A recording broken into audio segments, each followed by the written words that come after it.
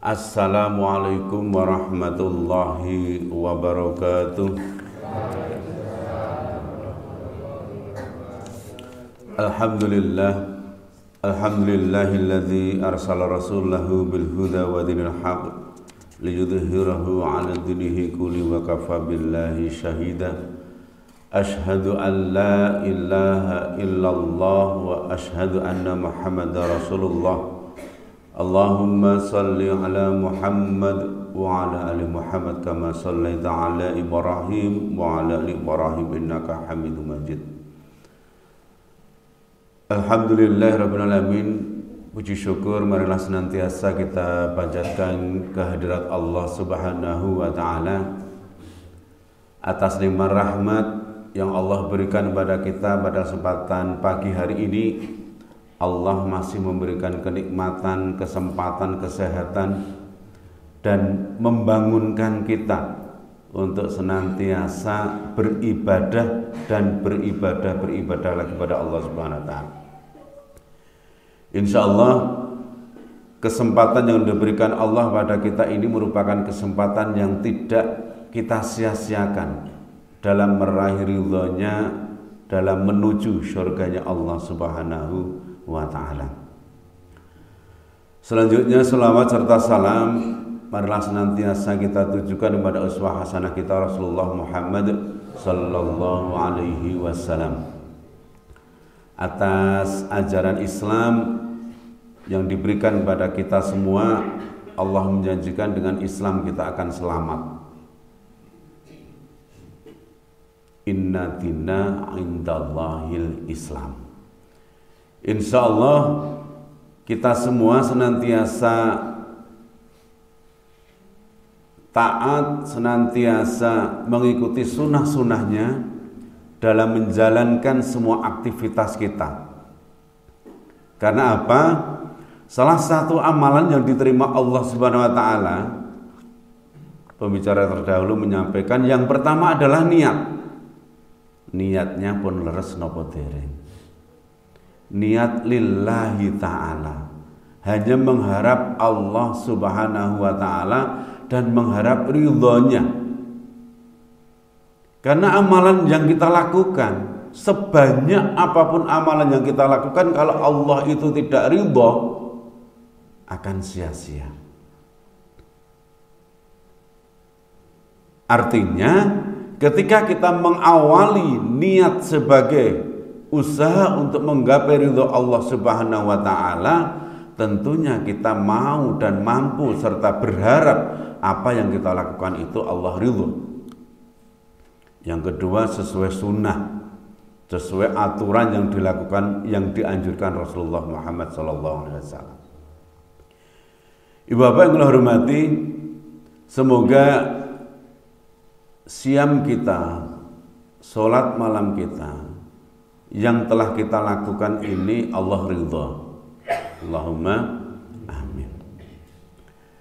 Artinya ketika Allah itu ridha dengan apa yang kita lakukan, amalan yang kita lakukan itu diterima oleh Allah Subhanahu wa taala.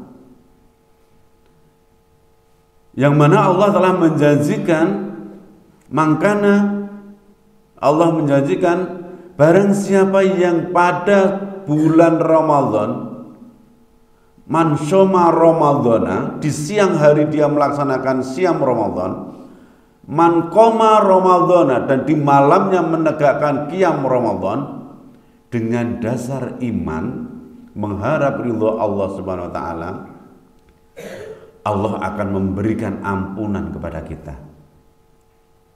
Bu bapak kinten-kinten ingkang kagungan dosa kathah wonten ing jamaah mriki wonten mboten? Kathah. Dosane dhewe niku kathah. Lajeng menawi Ustaz Adi wingi takon, kinten-kinten bapak ibu ini ingkang badhe yang kepingin masuk ke surga siapa? Semua. Nah, aneh toh. Dosanya banyak tapi kok kepingin masuk surga. Padahal di surga itu adalah orang-orang yang tidak mempunyai kesalahan.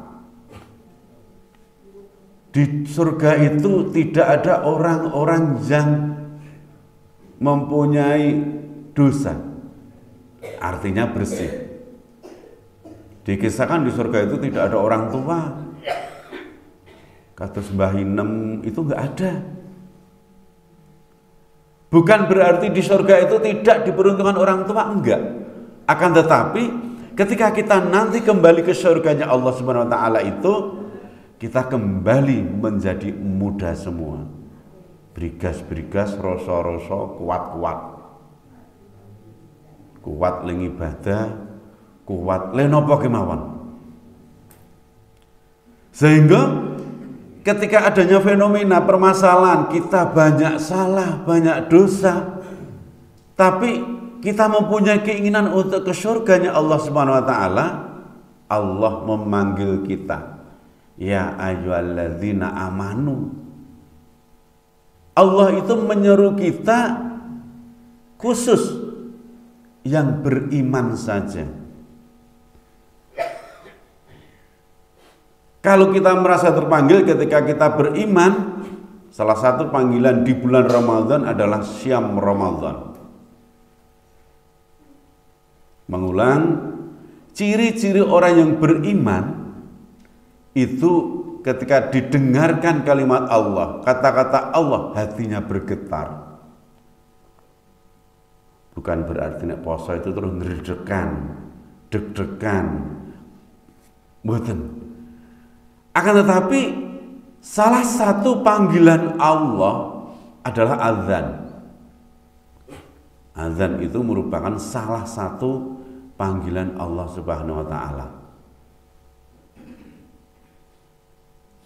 Kalau Allah itu memanggil dengan suara muadzin, azan, paling tidak hati kita bergetar untuk bisa bersegera untuk melangkahkan kaki berangkat menuju suara panggilan itu. Mboten sanes masjid. Artosipun segera kita melaksanakan sholat. Itu yang pertama. Selanjutnya, ketika Allah itu mengistimewakan kita dipanggil dengan ya ayyuhalladzina amanu, hai orang-orang yang beriman. Selain kita bergetar hati kita ketika Allah itu memanggil, kita mampu menghadirkan Allah di dalam hati kita. Mampu menghadirkan Allah di setiap ibadah kita. Ketika hayya 'alas shalah, tujuannya apa? Hayya 'alal falah. Artinya Allah sudah menjanjikan ketika kita menegakkan, mengerjakan sholat, insya Allah hayya 'alal falah itu akan kita gapai. Ketika kita yakin dengan janji Allah, dalam beribadah kita bisa tenang. Hidup kita bisa tenang.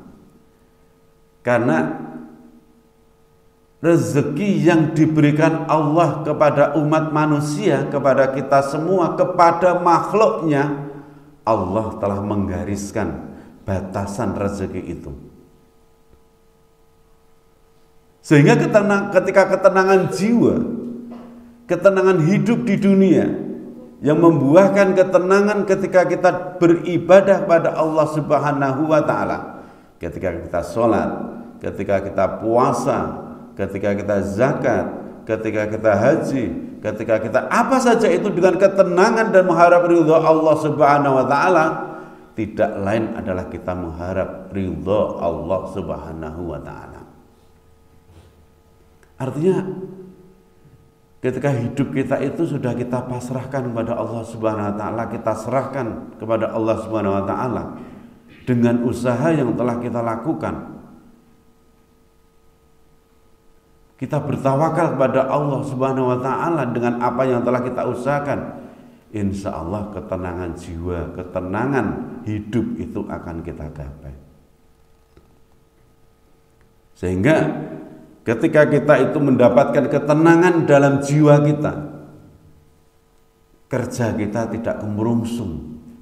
Karena Allah telah memberikan rezeki, memberikan kemanfaatan, Allah memberikan kecukupan dan lain sebagainya. Sehingga dengan kita yakin pada Allah bahwa Allah itu telah menjanjikan semuanya, Allah telah memberikan kecukupan, bukan kekayaan, tapi Allah memberikan kecukupan bagi kita. Harapannya kita dalam ibadah pada Allah itu bisa ikhlas. Ibadah dia dasari dengan ikhlas itu akan membuahkan perilaku.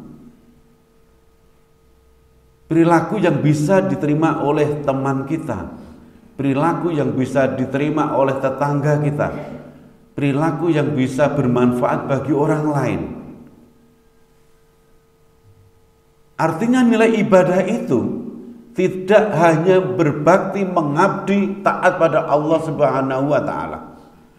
Akan tetapi ibadah yang kita lakukan itu bisa membuahkan hablum minannas, bisa membuahkan perilaku yang bermanfaat bagi orang lain, bisa membuahkan contoh kepada orang lain. Artinya ketakwaan itu dituntut tidak hanya ketakwaan pribadi, akan tetapi kepekaan sosial yang diwujudkan dengan ketakwaan sosial. Tidak mungkin kita masuk surga sendiri, sehingga dituntut kita berfastabiqul khairat, berlomba-lomba dalam kebaikan dan ngajak-ajak dalam hal kebaikan. Monggo. Sehingga ketika kita akan ke masjid, melihat tetangga kita belum berangkat ke masjid atau masih santai ataupun masih di rumah, tidak ada salahnya kita mengingatkan, kita mengajak.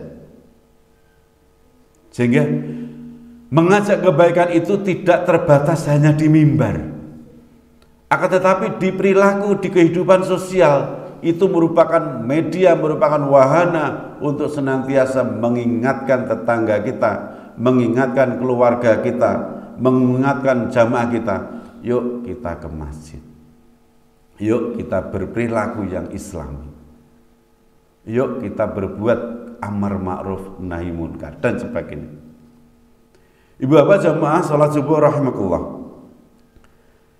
Sehingga ketika ibadah itu mampu membuahkan perilaku sosial, ibadah itu bisa meningkatkan hubungan kita kepada Allah Subhanahu wa taala sebagai hubungan yang harmonis. Kita mampu menghadirkan Allah dalam setiap langkah kita. Ibu bapak yang hormati, ibadah harian kita, kalau kita sadari yang rutin kita lakukan adalah sholat.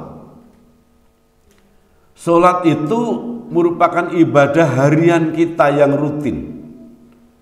Ibadah sholat yang kita lakukan itu tidak lain adalah zikrullah.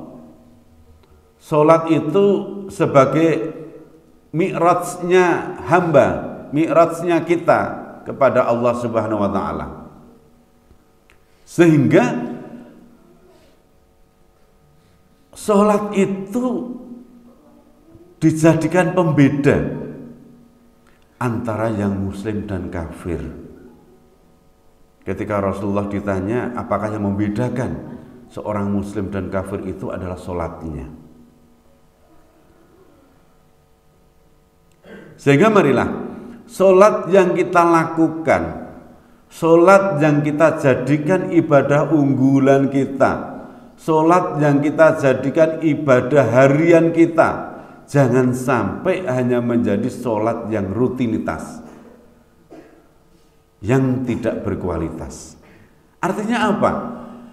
Sholat rutinitas itu ya hanya gitu-gitu saja. Takbiratul Ihram kita lakukan, Al-Fatihah kita baca, surat kita baca, ruku, sujud dan lain sebagainya kita lakukan tanpa kita mengetahui makna apa yang kita lakukan. Sehingga monggo ibu bapak ingkang hormati, di bulan Ramadan ini menjadikan media pembelajaran. Kalau Pak Sigit kemarin menyampaikan media pembelajaran kita untuk senantiasa menegakkan sholat. Sholat itu tidak perlu cepat-cepat, karena kita meminta kepada Allah, kita berdoa kepada Allah Subhanahu wa Ta'ala, sehingga dengan sholat itu mampu menghadirkan Allah ke dalam diri kita. Kita berkomunikasi dengan Allah. Bahkan dalam satu hadis menyebutkan bahwa sholat itu merupakan tiang agama. Barang siapa yang menegakkan sholatnya, maka jejak kuat agamanya. Artinya apa? Sholat yang kita lakukan itu merupakan komunikasi kita dengan Allah Subhanahu wa Ta'ala. Jangan sampai kita sudah sholat sekian tahun, kita tidak mengetahui maknanya sholat. Padahal salah satu kunci khusyuk dalam sholat itu kita mengetahui arti dan maknanya. Ketika Allahu Akbar, tentunya kita ingat bahwa Allah itu maha besar. Ketika Allah itu kita akui bahwa Allah itu Akbar, Allah itu maha besar, tidak ada kesombongan pada diri kita. Dan seterusnya. Ketika kita akhiri dengan salam, artinya kita mengakui dan kita mendoakan tetangga kita, sahabat kita, kanan kiri kita agar sejahtera, agar senantiasa hidup yang bahagia.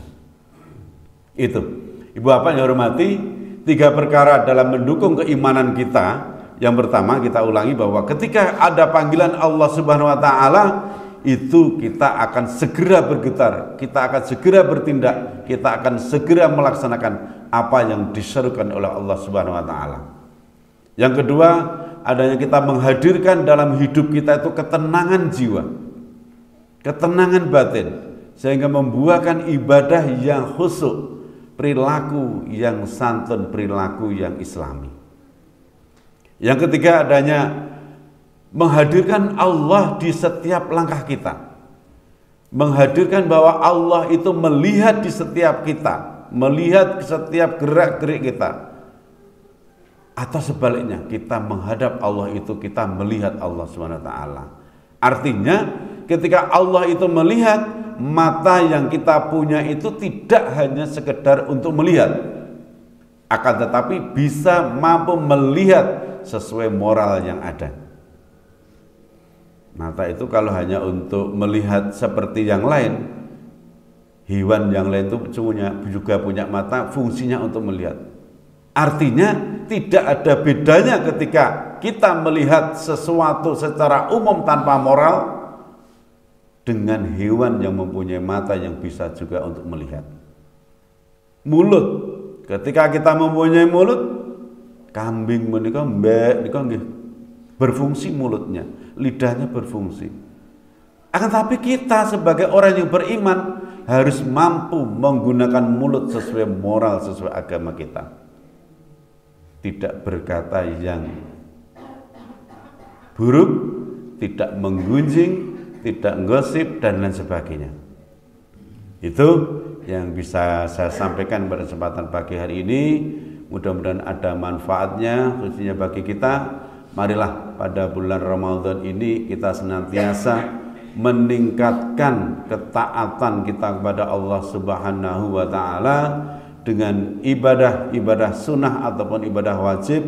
Jangan sampai kita menjadi golongan orang-orang yang bangkrut ketika kita sudah beribadah, ketika kita sudah puasa, ketika kita sudah sholat dan lain sebagainya, tapi kita tidak menjaga mata kita, kita tidak bisa menjaga mulut kita, sehingga senantiasa kita masih menzalimi teman kita, saudara kita, orang lain, sehingga kita termasuk orang-orang yang bangkrut seandainya tidak bisa memanage ataupun mengelola hati kita, mata kita, mulut kita dan sebagainya. Akhirnya kebaikan kita dilimpahkan kepada orang-orang yang kita zalimi. Na'udzubillahi min dzalik. Ibu, Bapak yang saya hormati, demikian yang bisa saya sampaikan, kurang lebihnya mohon maaf. Marilah kita syukuri dengan lafaz alhamdulillah bersama-sama. Alhamdulillahirabbil alamin. Assalamualaikum warahmatullahi wabarakatuh.